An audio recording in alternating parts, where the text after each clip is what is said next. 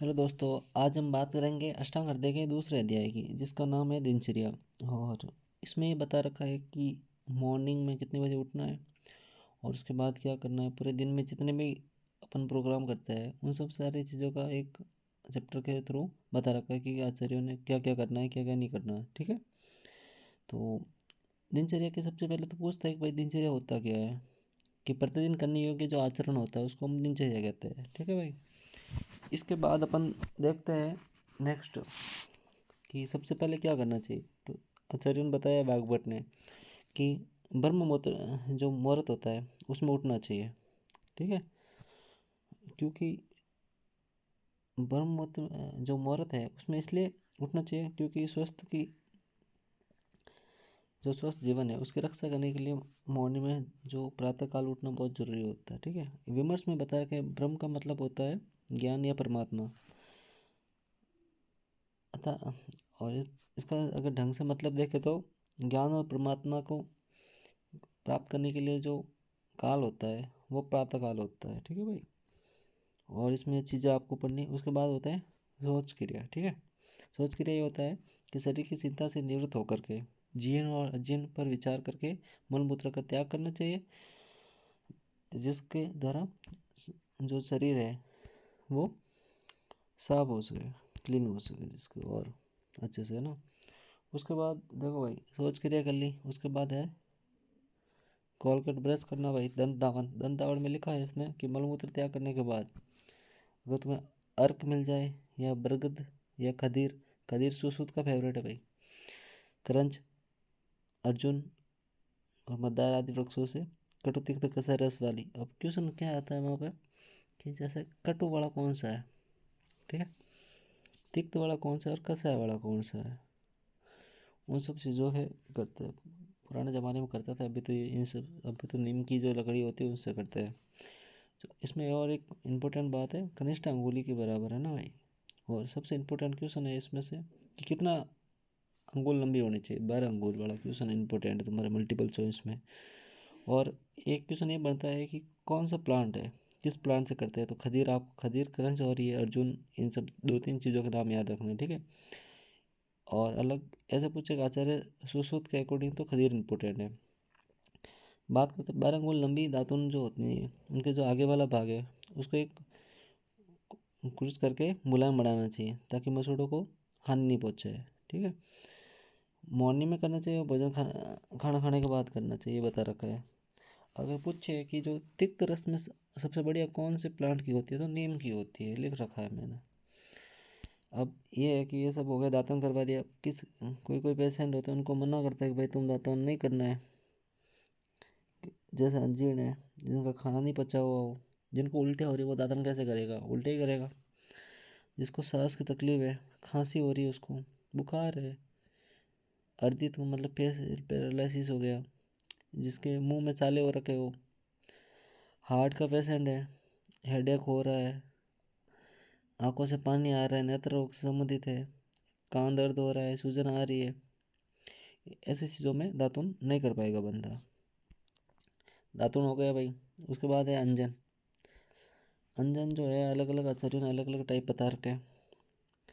दंत धारण कर लिया, मुंह को धो लिया भाई। उसके बाद नेत्रों के जो नेत्र रोगों से बचाने के लिए और नेत्र की दृष्टि को बढ़ाने के लिए सोवीर अंजन का प्रयोग किया जाता है। इंपॉर्टेंट क्वेश्चन है, कौन सा अंजन प्रयोग है, बोला आचार्य वाग्भट ने, तो सोवीर अंजन का है ना भाई। कोटेशन तुम्हें याद होगा जी, तो करना भी मत। नेत्र तेजो में होता है, मतलब जो है इसमें अग्निमाभूत प्रदान होता है। कफ से विशेष इसको डर लगता है, इसलिए विकृत कफ को निकालने के लिए हफ्ते में एक बार तो रसांजन का प्रयोग, मतलब ये बोल रहा है कि सप्ताह में एक बार तो, देखो गर्ल्स जितनी भी है वो सारी काजल लगाती है, बॉयज नहीं लगाते भाई। तो उनके लिए इम्पोर्टेंट है ये कि मेरी हफ्ते में एक बार तो तुम आंखें काली करना ही है। ठीक है, उससे क्या है, तुम्हारी आंखें बढ़िया रहेगी, ठंडक रहती है। उसके बाद कैसे नस्य, गंडूस, धूमपान और तमुल सेवन। तो पहले बात करते हैं अपन नस्य की, कि जो नाक से औषधियों को प्रवेश कराने की क्रिया जो होती है उसको अपन नस्य कहते हैं। नेक्स्ट बात करें कंडूस की। जो औषधि द्रव्य होते हैं ना भाई, मुंह में भर लिया भाई, उसको कहते हैं ओनली भर दिया उसको, ठीक है, उसको कहते हैं गंडूस। और शरीर में अलग अलग मार्गों के द्वारा धूम ग्रहण करना, मतलब जैसे कि अरे वो चिमनी नहीं होया करे, धुआं जाता है नाक से या सिरों रोग के लिए काम आते हैं, तो वो धुआं को मतलब ग्रहण करना है, ठीक है। तांबुल की बात करें, धूमपान के बाद भोजन में रुचि उत्पन्न करने के लिए, मुख की दुर्गंधता दूर करने के लिए और हृदय को शक्ति देने के लिए पान के पत्तों में सुपारी या लवंग एवं कस्तूरी आदि सुगंधित द्रव्यों को डाल के खाना चाहिए, ठीक है। इसमें एक नोट लिखा है भाई कि रक्त पित्त रोगता और सतज रोग और नेत्र अभिसंधि विशेष रोग, जो विष वाले रोग है, मूर्छा मदाद और शोष रोग में तांबुल नहीं सेवन नहीं करना चाहिए। तांबुल इन रोगों में जैसे मूर्छा है, जहर वाला रोगी है, रक्त पित्त की है और नेत्र रोग है, इन सब चीज़ों में नहीं करना चाहिए। उसके बाद अपन देखते हैं अभ्यंग, ठीक है। कवल कर लिया, गंडूस का हो गया, नस्य हो गया, धूमपान हो गया, उसके बाद अपन अभ्यंग कर पाते हैं। तिल का तेल या सरसों का तेल से है ना, आचार्य जो रहता है पहले मसाज, जो बॉडी मसाज होता है ना भाई, अभी लोग थाईलैंड जाते हैं तो अपन लोग जो अपने आयुर्वेद के जो आचार्य उन्होंने बोला है कि सरसों को तेल को पहले गर्म करना है, ठीक है। उसको ठंडा होने के बाद बॉडी पर हमेशा ये सारी काम करने के बाद अभ्यंग करना है, मतलब मालिश करना है। अभ्यंग करने से वृद्धावस्था, श्रम और वातजन्य रोग दूर हो जाते हैं। आंखें भी बढ़िया रहती है निर्मल, शरीर बढ़िया तंदुरुस्त होता है और आयु की वृद्धि होती है, नींद बढ़िया आती है और शरीर बढ़िया मजबूत होता है, स्किन भी सुंदर सुशील हो जाती है भाई। बात करें अभ्यंग के प्रमुख स्थान कहाँ कहाँ तो करना बहुत ज़रूरी है। माथे में बहुत करना ज़रूरी है भाई, सिर में, कान और पैर को जो तलवे हो जाएगा ना नीचे, उन तीन चीज़ों पे बहुत ज़रूरी इंपॉर्टेंट है। किस किस में मालिश नहीं करनी चाहिए, कफ वाले में नहीं करेंगे, खाना पचा ही नहीं उसमें नहीं करना है, संशोधन क्रम के बाद अभ्यंग नहीं करना है। उसके अभ्यंग हो गया भाई, मालिश कर ली, शरीर को गंदा कर ही लिया, तो थोड़ा योग भी करना ज़रूरी है। बात करते हैं व्यायाम कि जिस क्रिया के द्वारा शरीर में थकावट आ जाए, था है ना भाई, हृदय की पीड़ा पहुंचती है, उस चीज़ों को कहते हैं व्यायाम। अब इसके सिम्टम्स, लक्षण क्या है। एक तो व्यायाम करोगे तो तुम्हारा शरीर जो है वो हल्का हो जाएगा, ठीक है। कार्य शक्ति और जठर अग्नि जो है वो बढ़ जाएगी, भूख ज़्यादा लगेगी, और इसमें अगर तुम्हारे पास अगर फेट कहीं बढ़ी हुई होगी तो वो नष्ट हो जाएगी, ठीक है। और शरीर की मांसपेशियाँ जो होती है वो पुष्ट हो जाएगी, जो मसल्स होती है ना वो बड़े अच्छी सी हो जाएगी। अब किस में व्यायाम, अब सब में तो नहीं कर सकते हैं, जैसे वात वाला है या पित्त वाला रोगी है उसमें नहीं कर सकते। छोटा बालक है 5 साल का, वो उसको थोड़ी ना पता है व्यायाम कैसे करते हैं बालक, या फिर बूढ़ापा हो गया, मतलब 60-65 साल का, उसके जो बोन है वो ही अकड़ गई, मतलब डिस्ट्रॉफी हो गई, तो वो थोड़ी ना कर पाएगा। और अजीर्ण में जिसका खाना नहीं पचा वो व्यायाम नहीं कर पाएगा। और व्यायाम की मात्रा और काल बोला है कि जो बलवान व्यक्ति को जो होता है वो स्निग्ध भोजन करने के बाद और सर्दी और वसंत ऋतु में शरीर को आधे बल से के बराबर व्यायाम करना चाहिए। वायु वावा का क्वेश्चन है भाई, ये पढ़ लेना है ना जो, या स्क्रीनशॉट ले लेना इसका, इस चीज़ इंपॉर्टेंट है कि व्यायाम की मात्रा और काल क्या है। उसके बाद व्यायाम के पश्चात कर्म की बात करें तो बाद शरीर का जो सुखपूर्वक अभ्यंग करना चाहिए, ठीक है, हल्का हल्का मालिश। अगर ज़्यादा व्यायाम से हानि क्या होती है देखते हैं। अगर तुम ज़्यादा व्यायाम करोगे तो प्यास ज़्यादा लग जाएगी, धातु से हो जाएगा, ठीक है, रक्त पित्त रोग हो जाएगा, क्लम का मतलब तुम बिना किस काम के भी थक जाओगे, खांसी हो जाएगी, बुखार आ जाएगा, तुम्हें उल्टियाँ होने लग जाएगी, ये सारे सिम्टम्स दिख जाएंगे, वमन हो जाएगा, सर्दी, है ना भाई। अब आता है उबटन, क्वेश्चन की सीधा आता है उबटन के लाभ बताइए। उबटन होता है जो कप और जो फैट जमी होती है ना उनको हरने वाला होता है, अंगों में स्थिरता लाता है, और स्किन को जो मतलब जैसे हल्दी लगाते हैं ना वो वाली चीज़ है, स्किन लोग जो स्किन में अत्यधिक निखारने वाला काम करता है। अब बात करते हैं स्नान के लाभ, इम्पोर्टेंट क्वेश्चन है।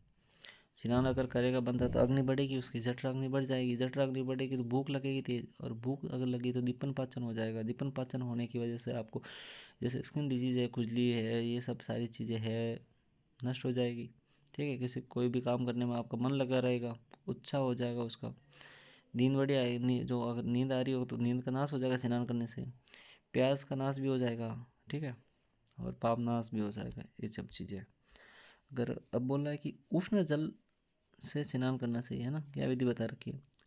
गर्म पानी से तो स्नान कैसे करते हो वो बता रखा है। पहले तो बाल्टी भरनी, बाल्टी भरना है, ठीक है, ज़्यादा गर्म नहीं होना चाहिए। इसमें लिखा नहीं है नोट्स में, 2-3 लाइनें और ऐड है बुक्स से, तुम देख लेना है ना, कि गर्म पानी से शरीर को जो पैर वाला जो क्या मालूम पटेला वाला पार्ट है घुटने के नीचे वाला, उसको पहले हल्के मतलब गर्म पानी से धोना चाहिए। इसके बाद सिर से स्नान करने पर बाल और नेत्र से वो हानि होती है, मतलब गर्म पानी से सिर में स्नान नहीं करना चाहिए, कुल मिलाकर ये बात बोल रहा है। और स्नान किस किस में, एक तो मना कर रखा है जिसमें फेशियल पैरालिसिस हो रखा है अर्जित, उसमें मना कर रखा है। किसी की आंखें ख़राब हो रखी है या आंखें आ रखी है, ठीक है, उसमें आंखों पे पानी नहीं डालना चाहिए। कान में अगर किसी में जो कान पक गए हो या ऐसे कुछ डिजीज़ हो रखी है तो उसमें नहीं करना चाहिए। उसके बाद लूज मोशन और डायरिया वगैरह हो रहा हो, मुख में अगर दिक्कत हो रही हो, तो अगर मुख पाक हो रखा तो कर सकते हो, ऐसा कुछ नहीं है। अधियमान में, पीनस में और अजीर्ण में थोड़ा इशू है ना।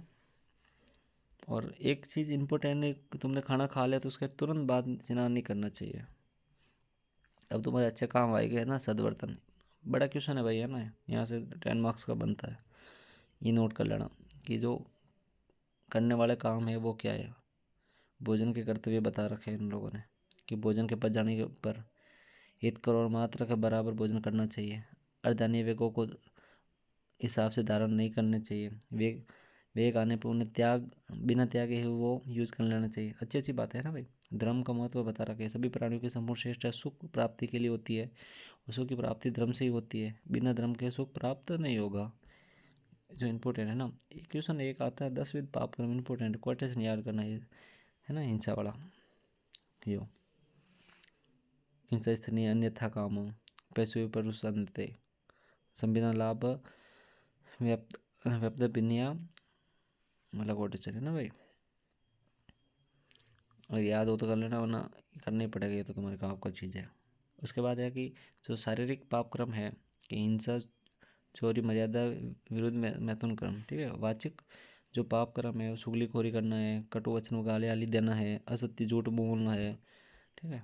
मानसिक पाप क्रम की बात करें कि दूसरों का अनिष्ट सोचना है, ईर्ष्या करना कि यार वो आगे बढ़ गया है मैं क्यों नहीं बढ़ा, ऐसा कुछ चीज़ें जो होती है ना, ईर्ष्या करना, शास्त्रों के विपरीत बुद्धि करना, ठीक है। उसके बाद है कि जो करने योग्य काम है भाई, सदवर्तन पालन की बात है। नोट ये लिखा है इसमें कि वैधि और शोक से पीड़ित व्यक्तियों की और आजीविका से रहित व्यक्तियों की शारीरिक और आर्थिक मानसिक रूप से सहायता करनी चाहिए। इसी से बता रखा, सेवा करनी चाहिए, देवता गाय इन सब का सम्मान करना चाहिए, सुख दुख और सदैव एक साथ रहना चाहिए। सब चीज़ें अच्छी अच्छी चीज़ें हैं ना भाई, सुख का उपयोग कर, ये सब इसमें मैं नहीं बता रहा भाई, इतना टाइम फालतू की चीज़ों में नहीं दे रहा मैं। जो नहीं करने योग्य काम है कि देखो भाई, एक तो देख, देवताओं का जहाँ नाश मतलब निवास होता है, या कि पवित्र स्थान को अपवित्र नहीं करना चाहिए, ठीक है। दूसरा ये है कि जो नदी को तैर कर नहीं पार करना चाहिए। आगे ढेर ढेर के पास जहाँ आग लग रही हो उसके पास में नहीं जाना चाहिए, ठीक है। चीखते हंसते या जमाइले से मुख को ढकना चाहिए, ढक लेना चाहिए। ये मतलब जो है चीज़ें ना, अच्छी अच्छी चीज़ें या पूरी पूरी चीज़ें जो नहीं करनी चाहिए। अब है कि लोकाचार्य पालन, सभी प्रकार शारीरिक सांसारिक कार्यों में ये संसार की जो बुद्धिमान व्यक्ति का जो गुरु होता है, लौकिक व्यवहार है ना भाई। इसके बाद जो इम्पोर्टेंट चीज़ें पढ़ो, दिनचर्या और सद्वर्तन पालन से लाभ क्या होता है, इम्पोर्टेंट है।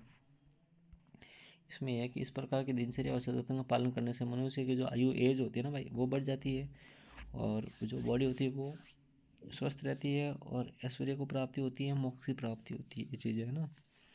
अब बाकी चीज़ों क्या बताऊँ। एक और है कि संपूर्ण दिनचर्या के बाद रात्रि में आपको हल्का खाना खाना है, और जो बॉडी के लिए अनुकूल हो, हितकर हो, उसका आहार का सेवन करना है। ईश्वर का ध्यान रखते हुए सो जाना चाहिए फिर भगवान का नाम लेने के बाद। बाकी तुम्हें समझ में आ ही गया क्या क्या स्टेप पूरे याद करना भाई। सबसे पहले जो बर जो ब्रह्मा जी का मुहूर्त है मॉर्निंग में 4 बजे का टाइम, अगर कोई पूछे तो मतलब कि जो मुहूर्त है वो कौन सा होता है, कि क्वेश्चन ऑप्शन में लिखना है कि जो रात्रि का अंतिम पहर होता है वो वाली चीज़ है, ठीक है भाई। और बाकी क्रम तुम्हें बताया गया। अगर किसी बच्चे को और किसी भी सब्जेक्ट इसमें दिक्कत हो, क्योंकि मैंने बहुत सारे स्किप किए इसलिए कि जो इम्पोर्टेंट चीज़ें थी भी नहीं, जो इम्पोर्टेंट था मैंने, किसी नावन का निषेध है, दंतावन का निषेध किस में है, और अर्जित क्या चीज़ होती है, और दंतावन के कौन से औषधियों से करना चाहिए, तिक्त रस वाला औषधि कौन सी है, कितना अंगुल का है, ये सारी चीज़ें इंपॉर्टेंट है ना, बता दी कि कौन कहाँ से ट्यूशन बनेगा, कहाँ से नहीं बनेगा। और फिर भी अगर किसी बच्चे को दिक्कत हो रही है तो भाई, पिछले वाले जो सेकंड पार्ट डाला था मैंने अष्टकाम्य का, उसमें मैंने मेरा व्हाट्सअप ग्रुप का लिंक डिस्क्रिप्शन में डाला है, तो वहाँ से मेरे को मैसेज कर लेना। और बाकी भाई सपोर्ट करो तुम लोगों की। Thank you.